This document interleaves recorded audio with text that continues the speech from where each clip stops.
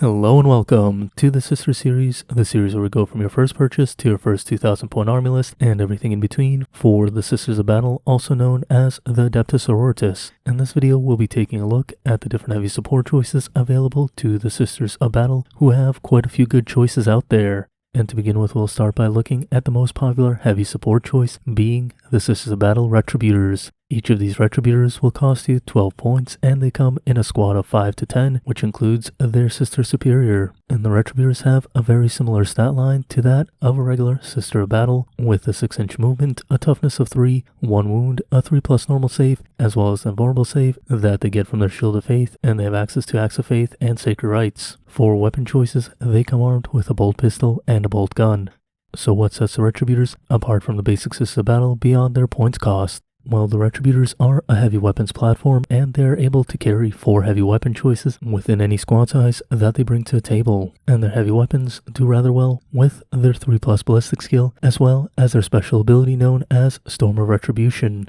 which says that heavy weapon attacks made by this unit ignore enemy cover benefits. So already they're off to a rather good start. So what heavy weapons can the Retributors bring to the table? Well, they can bring any mix of Ministorum heavy flamers, heavy bolters, and multi-meltas. And the most popular of these choices is the multi-melta, and if you choose to bring 4 multi-meltas within a squad of 5 Sisters Retributors, it'll end up making the unit cost a total of 140 points. Though even though that might be a little pricey for a single unit such as this, it's still inexpensive considering that each multi-melta gives you 2 heavy shots at a range of 24 inches with 8 strength, 4 armor penetration, and d6 damage, as well as gaining +2 damage when fired within half range. This weapon definitely has a very heavy hitting profile, and considering you get 8 shots total within a squad of 4 for the low points value of 140 points, it's definitely worthwhile, and it can be very devastating against your opponents. Now, even though it's the most popular choice, oftentimes seen as 3 units of Retributors on a table within a competitive list, you do see some of the other choices making an appearance, such as the Ministorum Heavy Flamer, which costs half of the points as a single multi-melta, and has a 12-inch range with d6 heavy shots, a strength of 6, 1 armor penetration, and 1 damage. This weapon also auto-hits as it is a flamer weapon. Now, one thing to keep in mind about this flamer weapon is flamer weapons do rather well within the Ebon Chalice and the Order of Our Marred Lady, as discussed in their respective videos, so it does have a little bit of benefit that the multi-melta might not necessarily have in some situations. In addition to that, there is an interesting stratagem known as Cleanse by Fire, which costs 2 command points and says that instead of rolling for the number of shots that each flamer gets, you automatically get all 6 shots per flamer, meaning that all of a sudden you're doing 24 shots with 4 heavy flamers within a unit. And when you consider the different stratagems available for special orders, this does get out of hand really quickly and can really damage some enemy units, considering that 6 strength and 1 armor penetration is definitely good enough to take out a lot of different targets with the amount of firepower you'll be getting in those situations. Now, the heavy bolter option isn't really played that much, as it costs about as much as a flamer and brings a rather mid-range profile that can be much more easily gotten on the Mortifier units, and generally if you're looking for heavy bolter output, you're usually going to be better off with those Mortifiers or other units that can bring heavy bolters within Sisters of Battle lists. But with that being said, there might be some situations where you would want a squad of Retributors armed with heavy bolters, though generally they're the weakest option out of the 3 heavy weapon choices that the Retributors can take. And that's not all the Retributors can bring to the table, as they have some other war gear options as well as some other stratagems that interact rather well with the Retributor squads. The first special war gear they can bring is the Simulacrum Imperialis, which does increase their points slightly, but isn't particularly mandatory, though it can see some utilization. However, the more interesting piece of war gear that they can bring to the table are the Armorium Cherubs, and each Retributor squad can take a maximum of 2 Armorium Cherubs, which will cost you 5 points for each cherub that you take, meaning that a unit of 5 Retributors armed with 4 multi-meltas and 2 cherubs will run you 150 points, which isn't that extreme, and considering that you can consume 1 cherub for one of the Retributor models to shoot a second time, it definitely ends up being worth it in a lot of cases when you need that little extra bit of firepower to take out a priority target. And as such, generally the cherubs are going to be best with multi-melta Retributors, though there might be some really niche scenarios where they end up working with the flamers or even heavy bolters. However, considering the low cost of the flamers and bolters, it does feel kind of bad consuming that amount of points to fire that weapon 1 additional time whenever a cherub is consumed. But what about the stratagems that the Retributors can make use of? Well, we've already covered the stratagems that interact rather well with the flamers, so let's look at some of the other options available. The first stratagem that I think is rather interesting is the Judgments of the Faithful stratagem, and this stratagem allows you to spend 1 command point to enable a unit to shoot in the turn that it fell back. And as you can imagine, the melee output of the Retributors is not particularly impressive, and being able to fall out of combat and then fire their ranged weapons is beneficial to a unit like the Retributors.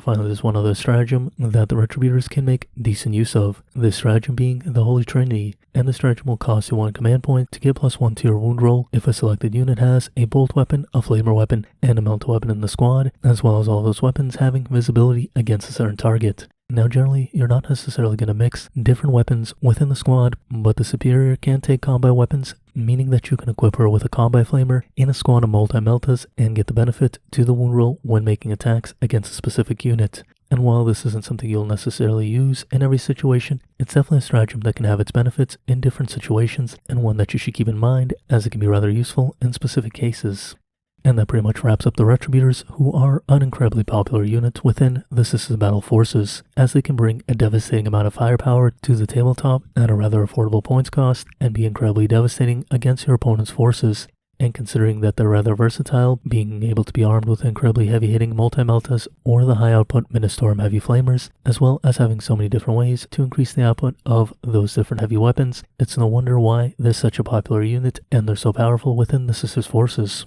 The second most popular choice within the heavy support slot of the Sisters of Battle is personally my favorite choice, being the Mortifier Redemption Engine. And each Mortifier will cost you the low points cost of 60 points, and each squad includes 1 to 4 Mortifiers, with each Mortifier having a rather impressive stat line that has an 8-inch movement speed, a toughness of 5, 5 wounds, and a 4+ normal save that can be increased to a 3+ normal save with an Anchorite upgrade that can be taken on a single Mortifier, and act as the damage soaker for the rest of the unit. In addition to that, the Mortifiers have a 5+ feel no pain save thanks to their Berserk Killing Machine ability, and this was actually increased from the 8th edition 6+ feel no pain. Now the Mortifiers come armed with some rather decent range weapons as well as rather powerful melee weapons, and they have a rather good ballistic skill and weapon skill of 3+ for both those options. The Mortifiers have a choice of taking either 2 heavy bolters or 2 Ministorum heavy flamers. They can additionally mix these 2 weapons and take 1 of each, though that's not necessarily advised, as the different ranges and profiles on the weapons don't really work out well together. And for myself personally, I would normally take the heavy bolter, as it lets the Mortifiers be more impactful as they make their way into melee combat.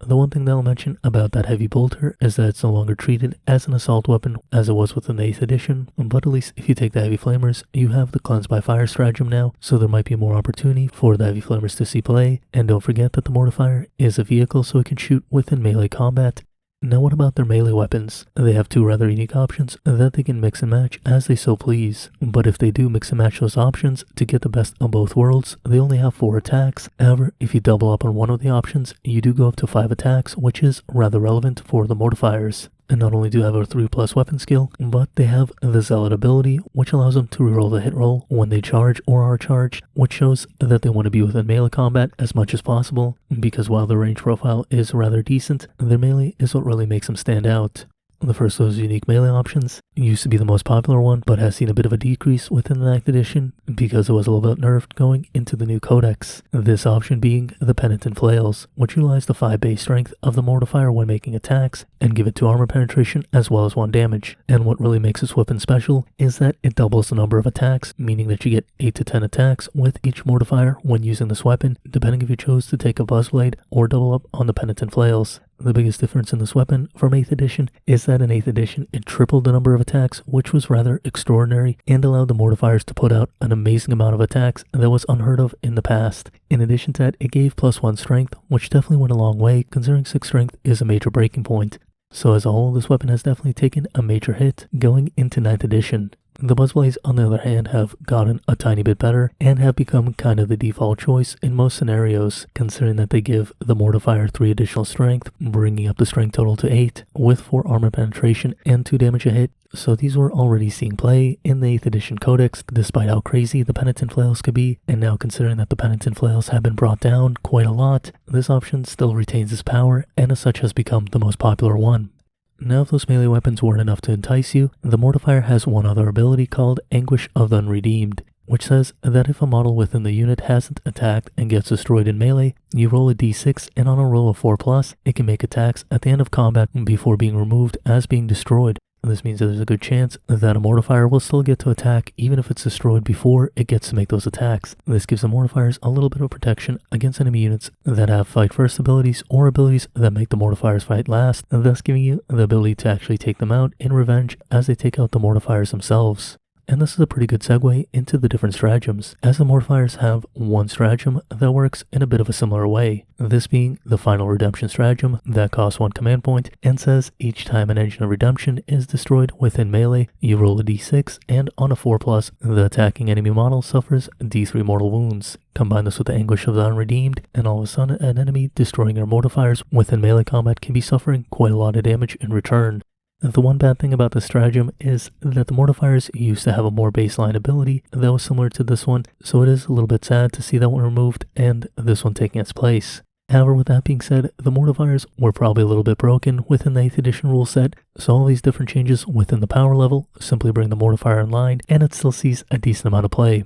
There is one other stratagem called Righteous Impact, which says, for 1 command point, when a unit of these finishes a charge move successfully, roll a d6 for each model in your unit within engagement range, and if the roll is equal to above the enemy's toughness, they suffer 1 mortal wound, and for each unmodified 6, the enemy suffers d3 mortal wounds. This is a super risky stratagem normally, but if you're in dire need of having a decent chance of generating d3 mortal wounds, or simply charging into a very low toughness unit, this might be something useful on a unit of 4 Mortifiers. Though that being said, most of the time I'd probably not utilize this stratagem, as there are much better ways to utilize your command points within the game. And to wrap up the Mortifiers, the great thing about them is that they have rather decent shooting with their heavy bolters, amazing melee combat with either the Buzzblades or the Penitent Flails, and a durable enough body with a good amount of mobility, meaning that they're a threat as they make their way across the battlefield, and they're a monster within melee. Not only that, but they can threaten objectives very well, and they can take out enemy objective holders incredibly well as well within melee.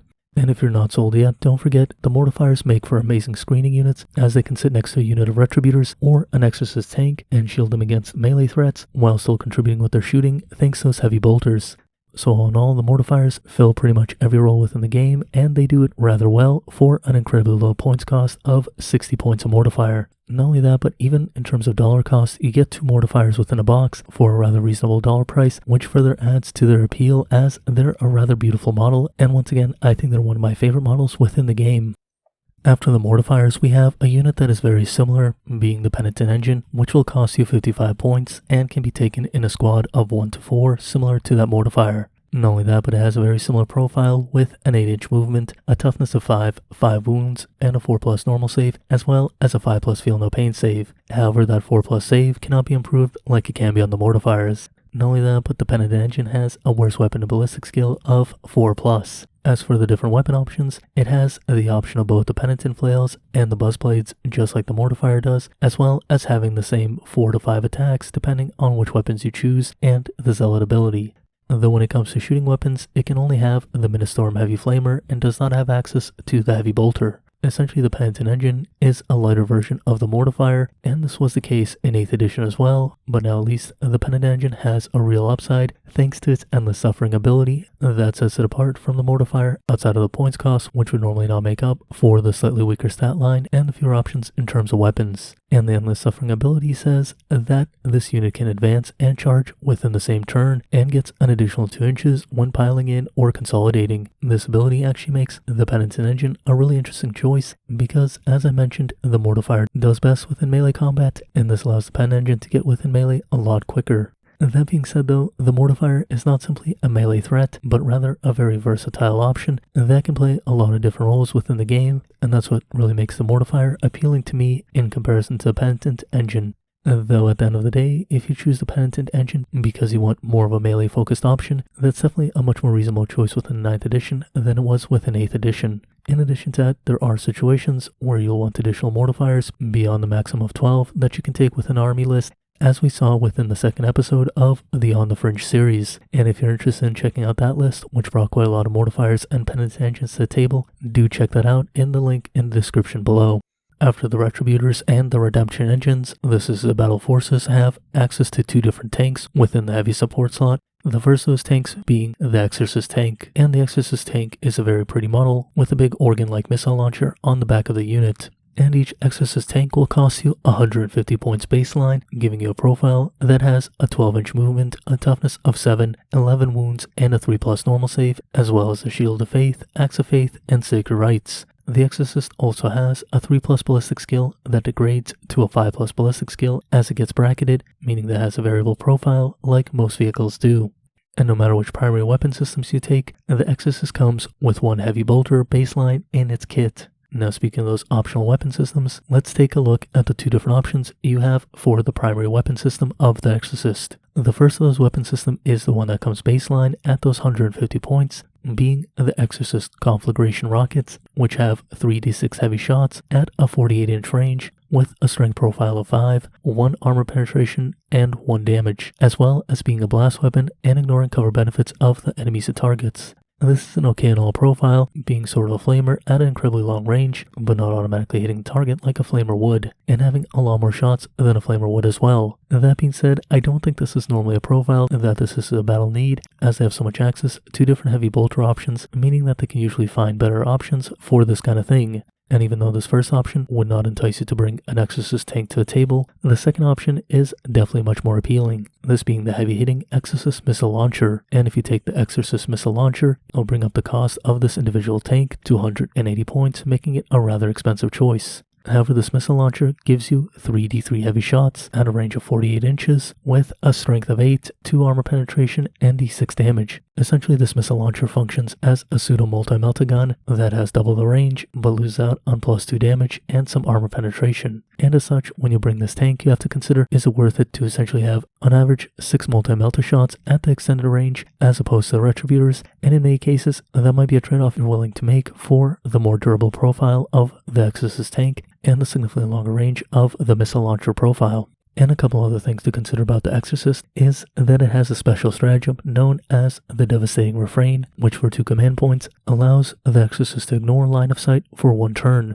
This is a very expensive stratagem, but being able to ignore line of sight and with such a heavy hitting weapon is definitely a very powerful ability. However, you have to make sure that when you do use this stratagem, you get the maximum benefit of it, as the command point cost is that high. You can also equip the Exorcist with a single hunter-killer missile, and the Exorcist Tank explodes when it is destroyed, thus meaning it can do a little more damage with mortal wounds when it is destroyed within melee. In either case, I do think the Exorcist is an interesting tank that does have some niche application within a Sisters of Battle list and will continue seeing play, which is a rather good thing considering it's one of those models that I really like as well. And I think there's more possibility for it than we've seen so far, as it's only seen that fringe amount of play so far, though I wouldn't be surprised if we saw more of it within the future. However, the heavy support choice for the Sisters of Battle is a very competitive slot, and that definitely contributes to the rarity of the Exorcist on the tabletop so far. And the last option the Sisters of Battle have, in terms of general heavy support as well as heavy support tanks, is the Castigator Tank, which is a new model added in the 9th edition codex. The Castigator Tank will cost you 160 points baseline and comes with a 12-inch movement, a toughness of 7, 11 wounds, and a 3+ save, as well as Shield of Faith, Axe of Faith, and Sacred Rites, while also having the ballistic skill of 3+ that degrades to 5+ as it gets bracketed. As such, it has a very similar profile to the Exorcist Tank. However, unlike the Exorcist Tank, which comes with a single heavy bolter baseline, the Castigator comes equipped with 3 heavy bolters, no matter which weapon choices you choose outside of those 3 heavy bolters. And like the Exorcist Tank, it does have 2 different options for its primary weapon system. The first of those weapon options being the Castigator autocannons, which come baseline on the Castigator Tank, and these cannons have a 48-inch range with 4d3 heavy shots at a strength of 7, 1 armor penetration, and 2 damage per wound. This isn't the worst profile, but once again, it's nothing you can't achieve by using other options within the army. Though that being said, this is a little higher in terms of strength than a lot of the other options that the Sisters of Battle have, such as the heavy bolter. And with that in mind, it's not exactly that expensive considering you get 3 additional heavy bolters in addition to these autocannons, so it definitely gives you a lot of mid-range firepower at a not too expensive price. Now the other option is a more interesting one, being the Castigator Battle Can, which increases the price of the Castigator to 165 points. This battle can has 2 different profiles that it can choose from when making its shooting attacks. Both those profiles have a 72-inch range, which is an incredibly long range, considering that the majority of the Sisters' firepower has a rather short range of 24 inches or less.